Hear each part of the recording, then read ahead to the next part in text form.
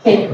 Assalamualaikum and hi everybody. Can you imagine that you are in a beautiful park with plenty of green trees and birds chirping this melodious tune? Isn't it wonderful?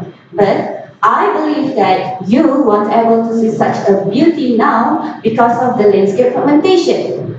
Don't you want to see a bright primate color of copper face barbet instead of dark black and horror face of crows? Anyway, I am Linda, and I'm here to tell you how to attract more and more various bird species to the city. But why birds? Because bird population trends can indicate habitat quality. So my research asks what kind of birds live in the city and how the presence of birds can indicate habitat quality. I went to 17 different parks in Putrajaya with binoculars, pen, and notebook. What I did was, first, I randomly select point plots in every park I visited. Second, I wait for 1 minute to settle down to allow the birds to be comfortable with my presence. And lastly, I recorded for 10 minutes the birds I've seen and heard during that period. Not to forget, I did evaluate the park physical character as well. And the findings was fascinating. It was unbelievable that I did found couples with barbell during that observation. In fact, I did found 2,429 individuals of bird species community, including flower peckers, leaf birds, bioweaver, and many more.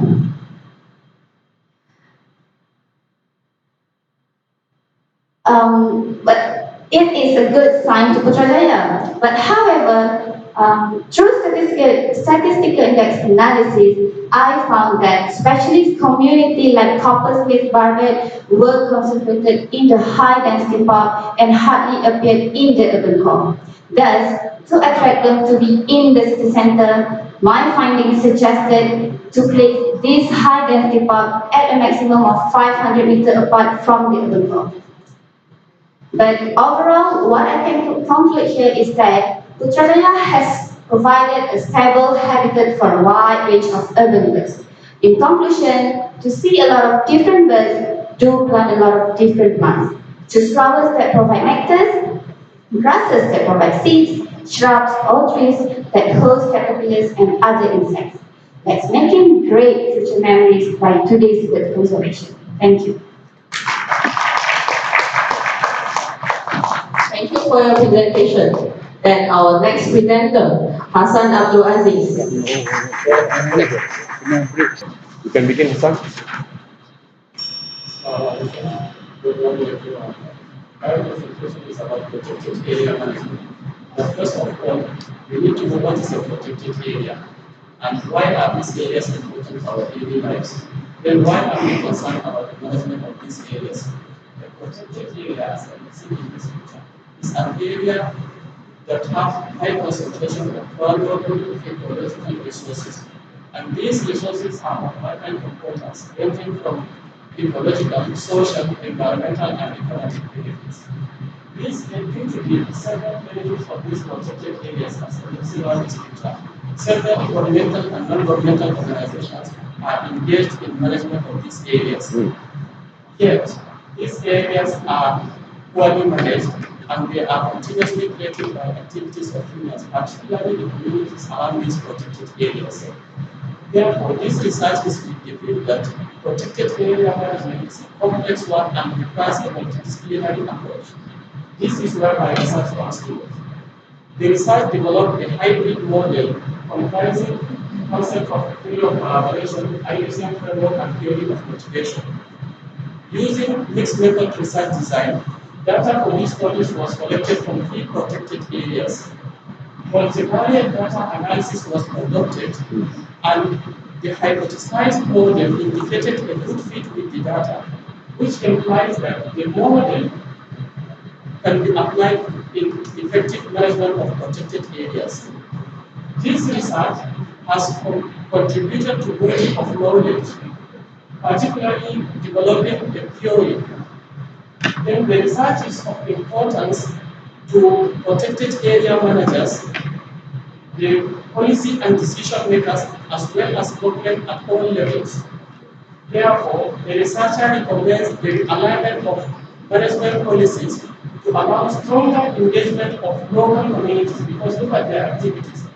Because when these communities are strongly engaged in management process, this will make them have sense of belonging of these protected areas. And this can contribute to sustainability of these areas for the benefit of future generations. Thank you very much. Thank you.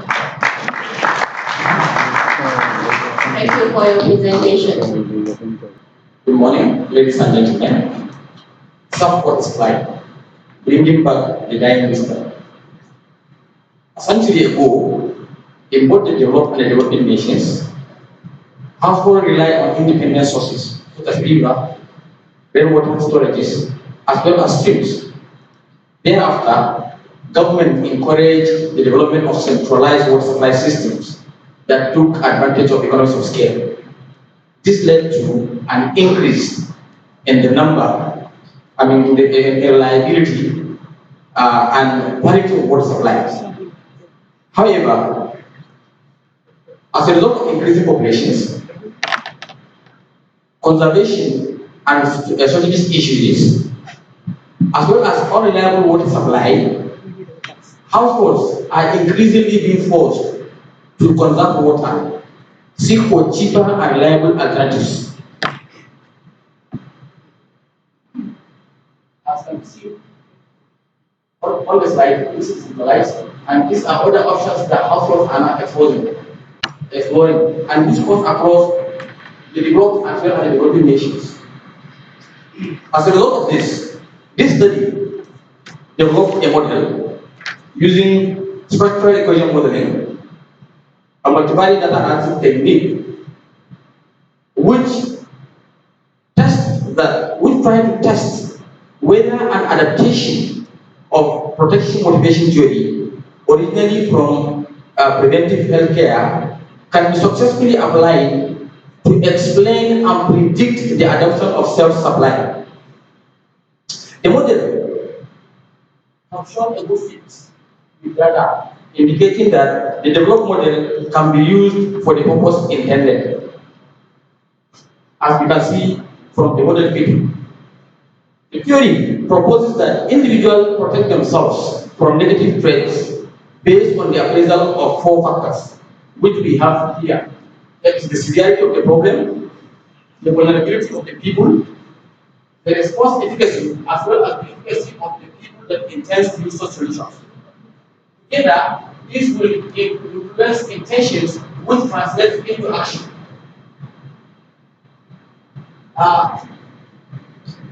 This model has contributed to knowledge in the sense that it can be used to understand protective behavior among householders in urban environments that are having water supply issues. It can also be used by policymakers to understand the key perceptions among householders that influences the adoption and utilization of self-supply. Thank you. Have you ever think when you are traveling to the strange land in the world that you never been? Do you feel scared? Do you feel uncomfortable? I give you one example of Muslims, especially when they are traveling to the non-Muslim countries. How you want to find halal food? How you want to perform 5 times prayer when there is no mosque or musalla? On the other hand, do you guys ever concern what does it mean by your religious terms? Hinduism, Buddhism, Sikhism, Judaism, or Islam? Same thing goes to my research. By looking at the terms of halal tourism, Muslim, Islamic, and spiritual tourism, what comes to your mind? Can you identify what is the difference of these terms? This is my research begin. My research is study on how the Muslim tourism works in order to identify what that really means. Previously, the world has been introduced what the word Islamophobia. People are scared of Muslims. People are scared to travel to Muslim countries. Hey guys, do you know what does Islam means? Islam means peace, and phobia means scared. So why are you scared of bees? Therefore, how do I go about it? I investigate all how the development of the Muslim tourism development package. How do I go about it? I check the travel agency, how they develop the Muslim tour package, and what they do. As people used to say, Muslim is terrorist, Muslim is radical, Muslim is extremist. So I want to check either the Muslim tour package include only war and killing people. Ladies and gentlemen, Islam is a religion and call upon the people to preserve the benefit of the people and human life. Thus, this study is an effort to give you the idea what does Muslim tourism means. Eventually, you can travel to the world with knowledge and with a big smile on your face. Last but not least, you can travel to anywhere you would like to. You can cross the skyway you would like to. Because why? Because the sky is not the limit, but your mind is. So just fly high. Thank you.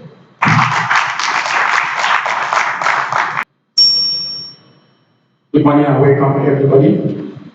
I stand here to present my presentation on poverty reduction in Nigeria. But permit me to take you to give you a story of a guy that was growing up in a village, and they were so poor that the father called him and gave him money that I want you to go to the university and study hard. I want to see results when you come back so that you can help our community grow and come out of poverty. Same scenario happened here in the World Bank Poverty Reduction Project. World Bank sponsored poverty reduction in Africa and especially other developing countries also. But as they sponsor this program, mostly the approach I use is top-bottom approach, which does not yield any result. As a result, there's a call for a reversal of decisions that will involve the communities, which is bottom-up approach, community-driven approach. In this approach, we look at what poverty is. And in this study, we use advanced motivated statistics to model our poverty. We use it using quasi-experimental design, whereby we have treatment group and internal and external control groups.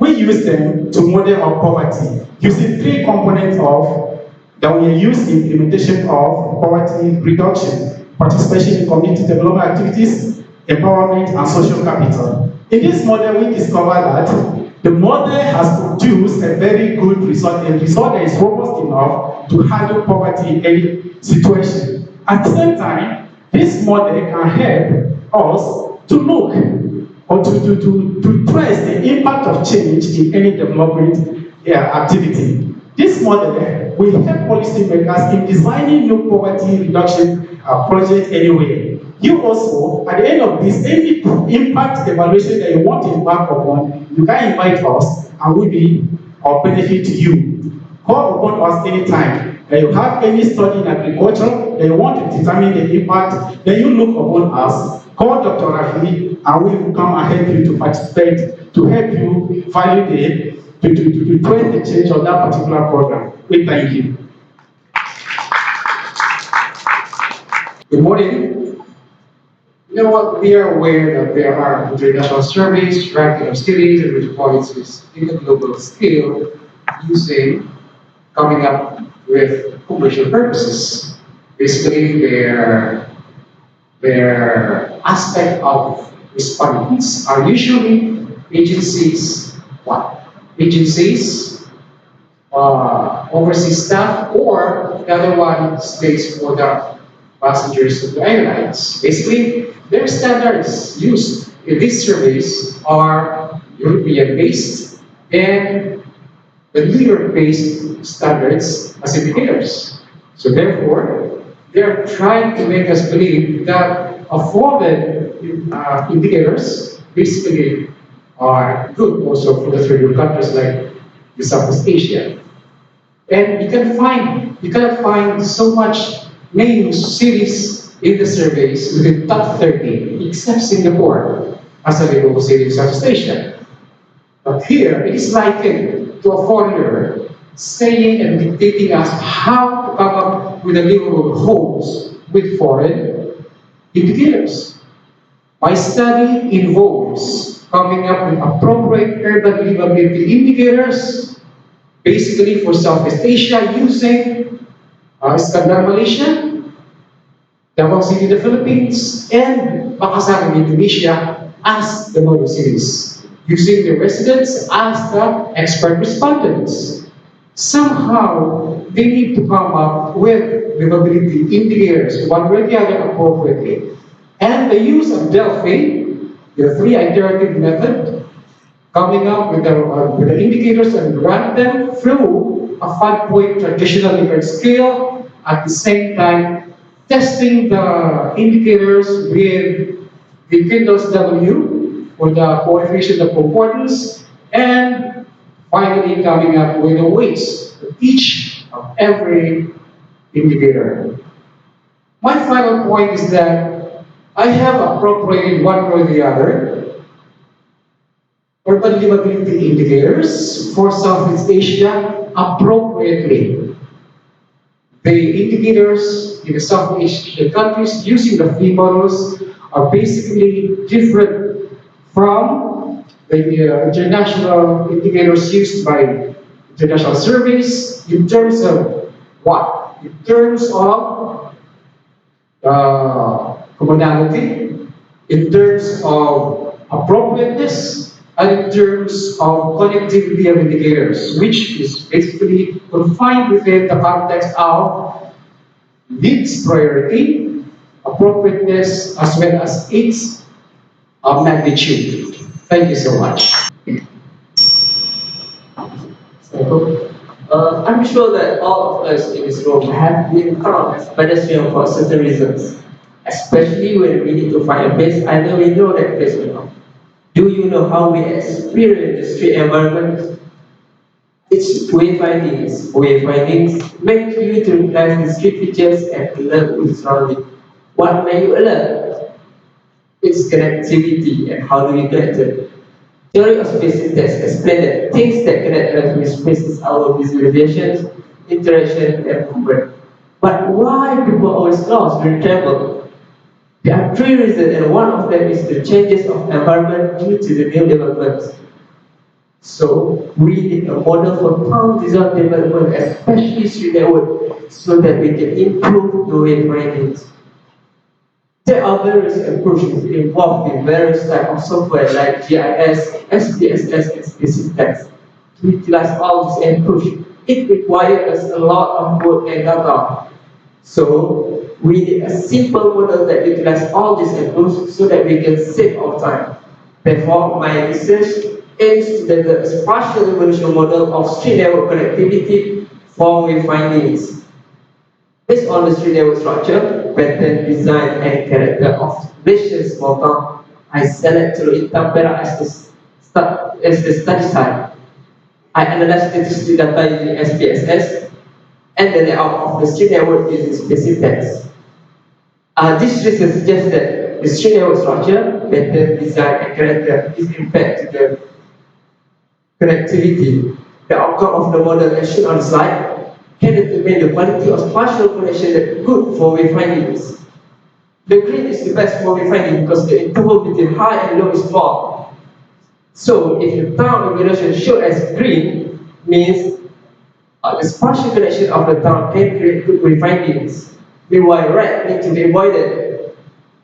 Means so if the town evaluation shown as red means we need to improve the street network structure, pattern, design, and character so that the result turns to green. As a conclusion, I'm not going to say that this is the best approach in creating a good street network because that's the look that need to fill up. But with this partial evaluation, our aim is to create a better street network for our children are getting closer and closer. Thank you. Assalamualaikum and a very good day to all of you. My name is Diana and I would like to explain how teenagers socialize in the shopping mall. But first, let me ask you,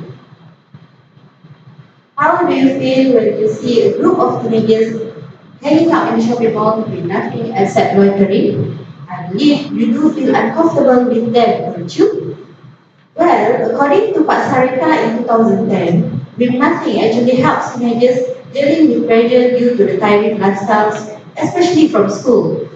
Besides, they also need time for socialization outside the school and home environment. However, the adults fail to see the needs of doing this because they see it as wasting time and troublemaking. So, I'm standing here today to all of you to explain how they need to socialize through one objective. It is to examine the types of behavior performed by them during their socialization in the shopping mall.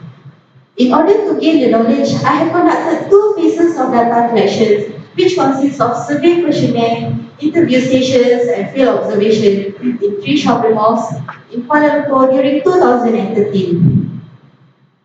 A total of 256 respondents were gained from the survey, while another 23 teenagers were interviewed during the second phase. The data was then analyzed by using SPSS and content analysis. What I've been through my findings is that their socialization was considered to be positive, as they include cooperative, supportive, and considerate behaviors.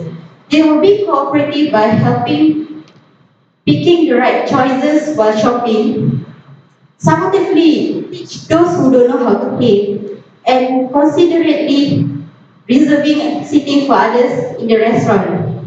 The excitable behaviors such as talking, laughing, and taking pictures were another way teenagers coping with their stress, which is by having fun with others. Even though we've seen it, these are normal behaviors a human would do, but for teenagers, these are crucial social skills they should acquire. And most importantly, the socialization itself is a process that helps to develop the social skills for teenagers before they enter the adult world. In conclusion, the shopping mall is indeed a good social space for teenagers. By socializing in the places they love, they open up for experience and willing to learn new skills from their environment. So let's keep our teenagers socializing in a positive manner. That's all. Thank you. Bismillahirrahmanirrahim. Assalamualaikum warahmatullahi wabarakatuh. So what is an image? Well, image is the most important thing you need for you to know about something. Sounds suspicious, right? Okay, what if I told you my supervisor is a guy that's short, flabby, have curly hair with a close eye? What is your perception about him? Such an exotic guy, right? Well, obviously that is not true. He actually a tall, not so dark and handsome guy. Then your perception about him may change. The situation also happens in tourism destinations, especially in urban areas. Big cities such as London, Paris, Kuala Lumpur compete with each other in order to make this city will be selected over the others. Actually, every city provided almost the same activities and attraction with each other. So, which image they need to highlight the most? I believe all of you have become a tourist at least once. You are the one that experienced the good and bad things at the destination. When you did good as you are expected, surely you will be so happy. You will recommend to all your friends and relatives, and surely you have intention to come to the destination again. But when the thing happens all the way around, you will be so frustrated. You will tell to all your friends and relatives how bad the destination is, and probably don't have any intention to come to the destination again. This is the situation that every city wants to avoid. They doesn't want to promote an image that may lead to the tourist frustrations. So, if the city wants to be selected over the others, they need to know what image that tourists perceive at the destination. The actual image that tourists perceive at the destination is when they experience the destinations. So basically my research is to find out what kind of image tourists perceive on the site. So how I'm supposed to do that? Okay, how about I take an advantage of what people nowadays love to do? Taking photos. People love to take and share their photos. Have you heard one picture describe 1,000 words? Well, that's very true. Because when people taking photos, the one that triggers their fingers to snap a picture is their own emotions toward the destination. Because people take photo when they feel frustrated or excited about that particular things. So with this, authorities will know which image they need to promote the most and which image they need to improvise. Finally, if you ever come across the words "don't judge the book by its cover," stop and think. Because if you are a tourist, sometimes we need to consider cover in order to judge a book. Thank you very much. Assalamualaikum. Assalamualaikum and very good morning. Okay, first of all, let's take a glance into our daily life. Well, women nowadays love to shop clothes very much, right? Well, I do. Where do you put your clothes? Of course in the wardrobe. At first, I have 10 clothes. There is no problem at all because I have lots of empty spaces. What do? I shop even more. So, more clothes are coming into the wardrobe. So, what happened when more clothes are coming into the wardrobe? The wardrobes become packed and untidy. So I started to manage the wardrobe according to its use, such as formal, casual, and funky styles. And then I started to realize I not only need to manage the clothes according to its use, but also to which clothes that I like the most and wear the most. The same situations happen in heritage destinations. Well, heritage destinations is very famous among the tourists. However, when the tourist number increases, the heritage destinations become stressed. What happens when you become stressed? You try to deal with the stress. You manage the stress. Same thing goes to heritage destinations. So, the heritage destinations that are become stressed, to manage the heritage destinations that are stressed, the first thing you need to know is who are you in the city. It's the tourists. Tourist studies only focusing on the tourists that use this. Who are the tourists? Where do they come from? And how long they will stay? Is it enough to manage the heritage destinations with such information? Obviously not. This is because tourists express the city. Tourists need to use the destinations using their experience, which involves space and time. Well, this is where the gap exists. Okay. Thus, tourists need to spend a certain amount of money in order to experience something. What do they spend? Is it food, souvenirs, shopping, or is it in the transportation that they use? Well, basically, my research is to gather all the information needed to obtain the tourist profiles, trip characteristics, and also in terms of space, time, and the money they consume. So, how do I get all the data? Well, nowadays it's all about technologies. Even everyone trying to get the information using the technologies. Even the waiters need to take orders using the tablets. But does it mean we need to left aside the traditional ways? Remember, there is no future without the past. So, in my research, I took the advantage. Ladies and gentlemen, just imagine you're sitting in your home and suddenly a flood disaster or any disaster hits you. What do you do? Well, this is $1 million question. It depends on your knowledge, your local knowledge of that area. If your knowledge is good, then you can manage. Otherwise, the consequences can be severe. Well, in my PhD thesis, I was looking at the important variables for disaster management in terms of local communities. What are the variables required for disaster management?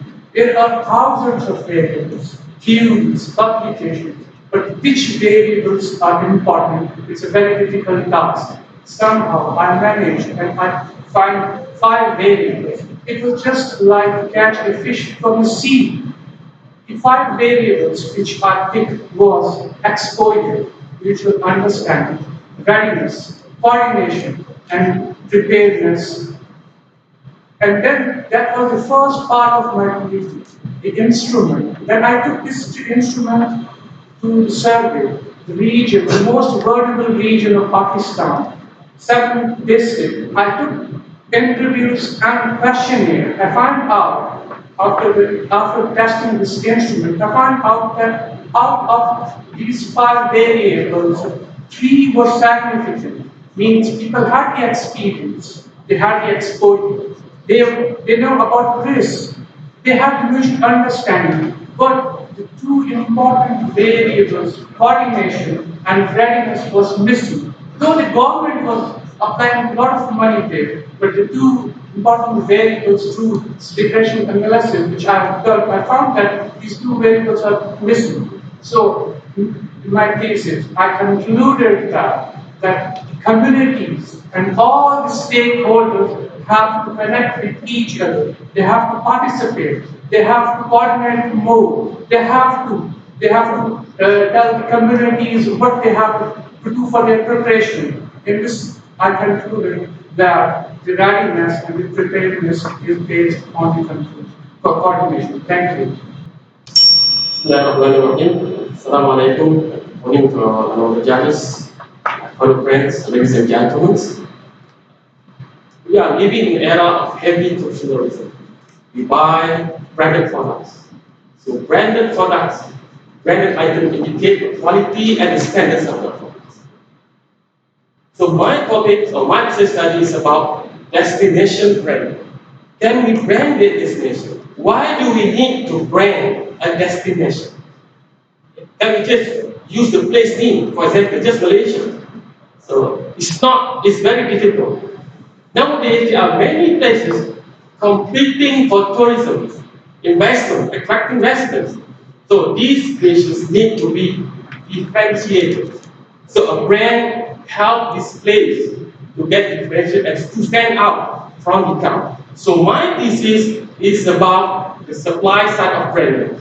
So if you look at the slides, there are two components of the branding. We have the tourist, the demand side, and then the supply side. So my research focus on the supply side or the stakeholder side.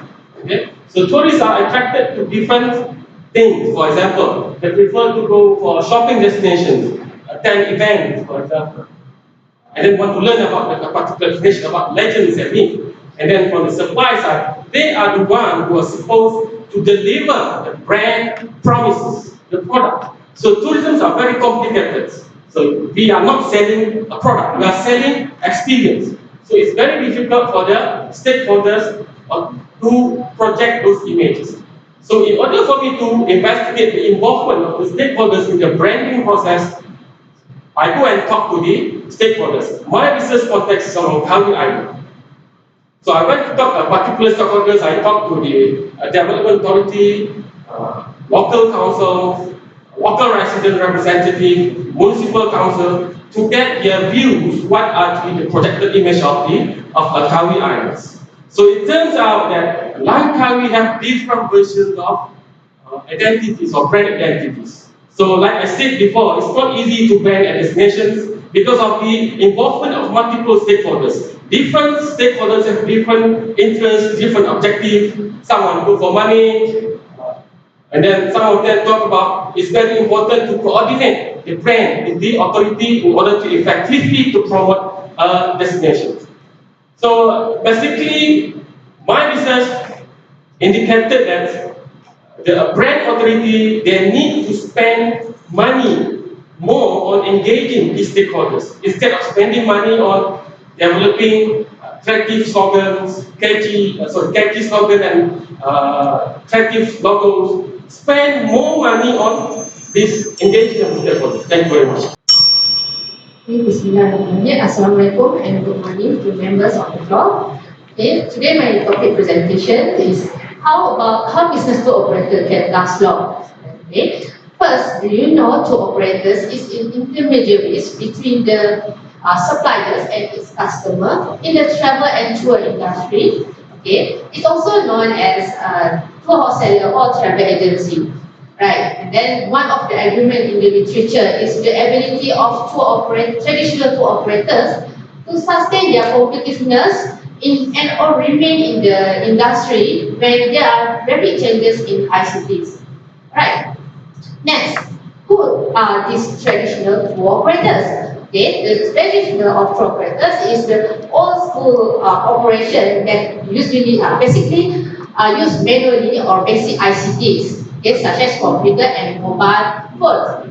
And then the issue is how they want to compete with the current situation, the changes in ICTs, right? And then, right. That's how about their performance? How they want to compete with the online tour operators currently? Okay, with the online tour operators currently, that is in the new school that everywhere, anywhere you can online or dealing with your customers. Okay, by using e-commerce. And then, how about their performance? Is it their success or failure? Okay, or in this case, they have an issue that some of online tour operators could penetrate the traditional tour operators. Okay, for my studies, I intend to investigate the tour operators, how they adapt the changes in ICTs towards their business last losing. Okay, in order to answer this question, I plan to get 300 respondents out of 4,691 travel agencies that registered with Ministry of Tourism Malaysia. Yeah. And then from the survey, I will get the concrete evidence of the pattern of ICT adoption among tour operators in Malaysia. Right. And then, okay. That's ICT is a lot of type of ICT you can measure and can be used. So I use only 5 categories of ICT. Usually, from previous researchers, they choose on one category of ICT to measure the ICT adoption. But however, in my research, I use 5 categories that differently with other researchers. Okay, the category first. Right.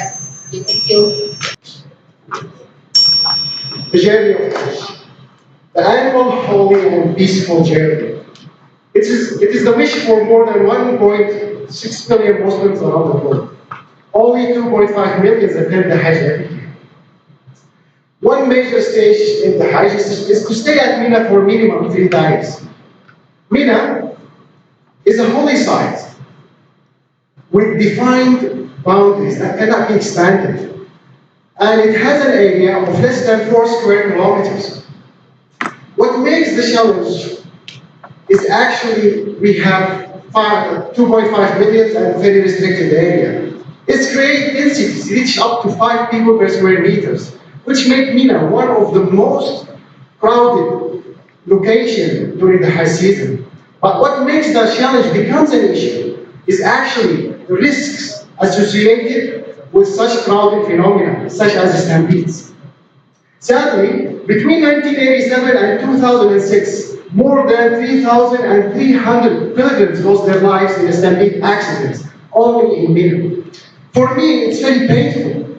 I have been working in the Hajj for the last 15 years, witnessing some of these accidents and facing the fears of pilgrims from being harmed in such conditions. So I always ask myself, how can I prevent such an accident in such crowded conditions?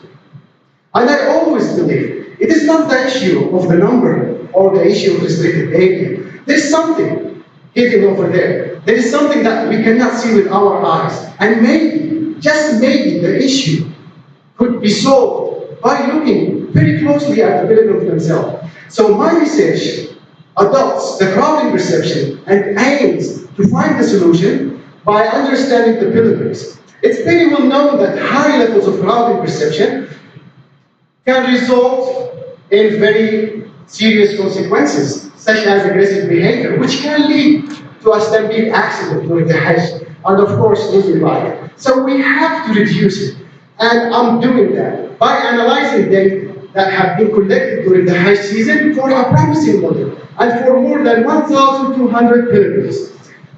This data will provide us with key findings to understand how pilgrims perceive the crowding perception, how pilgrims perceive the crowding, and how it's related and affect the level of safety and comfort. Also, it will tell us what are the factors that actually influences the crowding perception. By understanding those domains, we will be able to predict and prevent high levels of crowding perception before and during the Hajj. to fulfill the wish of each pilgrim for having a holy and peaceful journey. Thank you very much.